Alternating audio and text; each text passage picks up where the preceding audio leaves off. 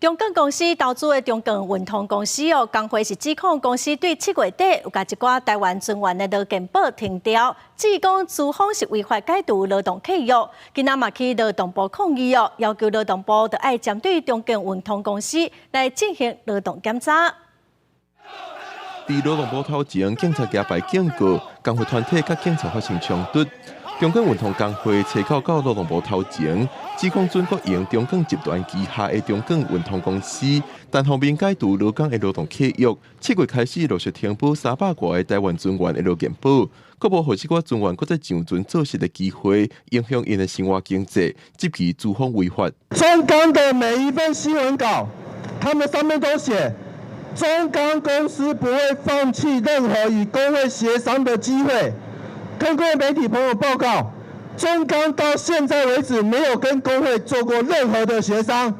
甚至中钢的高层因为靠势，所以到现在还没有跟劳动部有任何的接触。工会团体要求劳动部对资方开发，限期改善无投保劳健保这寡问题，而且要求对中港运通实施专案劳动检查。劳动部派代表到现场接下工会团体的陈情书。昨天已经把相关的诉求已经有丢给劳动部，劳动部现在也收到了。对于这个诉求，我们会依法行政，马上的交给相关主管机关去依法参处。如果不涉及劳动部的，我们会转给相关主管机关；涉劳动部的，我们也会尽快的去处理。工会透过船员去跟法院告公司，然后跟他签的是所谓的不定期契约。那最高法院在最近已经判决定验。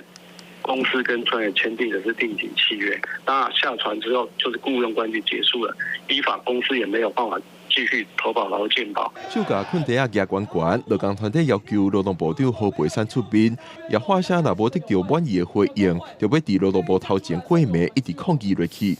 中港运通是表示，针对已经落船的定期契约专员，按照规定，公司无义务继续投保劳健保，希望有机会继续参工会团体沟通。